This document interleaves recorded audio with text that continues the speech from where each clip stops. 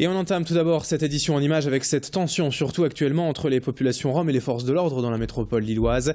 Pour rappel, après cette intervention polémique de la police dans le camp des 4 cantons à Villeneuve-d'Ascq dimanche soir, les associations de soutien appelaient à manifester hier place de la République à Lille. Une dizaine de familles avec enfants étaient donc au rendez-vous, de même que des militants du Front Uni des immigrations et du comité des sans-papiers 59. Leur objectif était donc de dénoncer ces violences policières, même si de son côté la police rappelle n'avoir fait que répondre à un accueil tout aussi virulent, avec notamment des jets de projectiles. En tout cas, de nouvelles interpellations ont eu lieu hier sur ce camp des 4 cantons.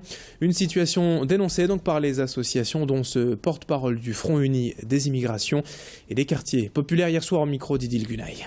Plusieurs policiers de la brigade anticriminalité de la BAC ont débarqué dans le camp des Roms aux 4 cantons à Villeneuve-d'Ascq, ont fait usage de gaz lacrymogène, ont tapé sur des personnes, ont tiré des coups en l'air et nous voulons protester contre cela parce que les Roms sont devenus dans cette société malheureusement l'objet de pratiques qui sont scandaleuses, des camps expulsés, ils vont s'installer ailleurs, on les réexpulse, des enfants qui ne peuvent pas être scolarisés et maintenant ils sont maltraités brutalement par des gens qui normalement doivent les protéger, par des gens qui sont en charge de l'ordre public.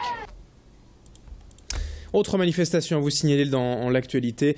Hier, l'association des paralysés de France, l'APF, a rassemblé une soixantaine de personnes devant le palais de justice de Lille. En cause une récente ordonnance du gouvernement qui remet en cause la loi de 2005 sur l'accessibilité. Vous le savez peut-être, au 1er janvier dernier, tous les lieux publics devaient se mettre aux normes en termes d'accès pour les personnes à mobilité réduite. Alors c'est dans les faits loin d'être le cas, mais cette ordonnance repousse de nouveau l'échéance de plusieurs années. Un manque de courage politique pour l'APF, car il est grand temps que les pouvoirs publics, selon l'association, fassent respecter cette mise en conformité, notamment dans les commerces, les lieux de culture et surtout dans le milieu hospitalier. Explication complémentaire au micro d'Idil Gunaï. C'était une loi d'espoir puisqu'on proposait 10 ans pour se mettre en accessibilité. Donc c'était 10 ans pour programmer les travaux, pour trouver des financements. C'était largement faisable. Et ça n'a pas été le cas parce que finalement l'accessibilité est souvent vue comme une contrainte. On ne veut pas l'accessibilité à tout prix, on veut du bon sens. On veut du bon usage. Et donc justement, si on voit l'accessibilité comme une contrainte, il faut appliquer des normes, là ça ne fonctionne pas. Par contre, si on voit le côté du bon usage, du bon sens, on peut prévoir une accessibilité qui va convenir au plus grand nombre et qui sera vraiment pratique.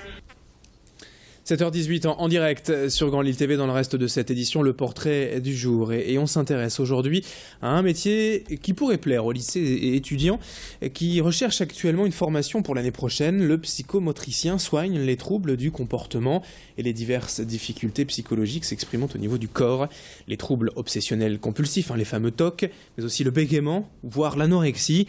Une formation de 3 ans est nécessaire et c'est aujourd'hui un métier en demande, car du côté des patients, le résultat est très souvent positif.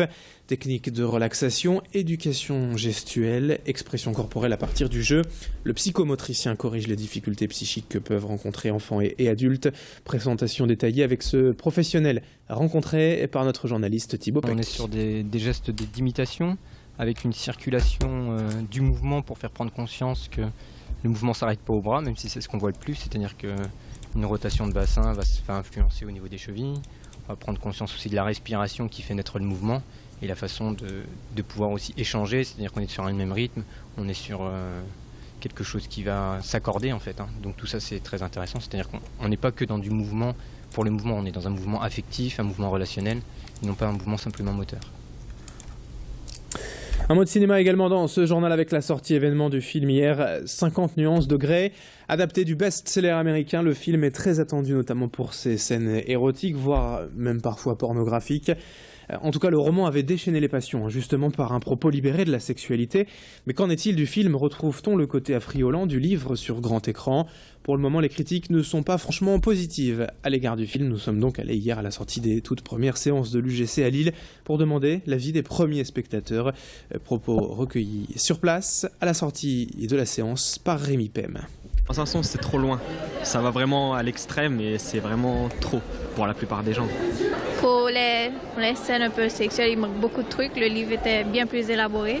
J'ai pas lu le livre, mais il y avait quand même pas mal de scènes érotiques qui sont plutôt bien retransmises. Rien de choquant. Je trouve que c'est un peu dégradant pour la femme. Pourquoi ? parce qu'il lui demande des choses et elle peut rien attendre de lui. Il n'y a pas d'échange, ça marche que dans un sens et j'aime pas trop. Je vais pas dire qu'on s'ennuie, mais il se passe pas autant de choses qu'on nous l'avait promis, par exemple dans la bande-annonce.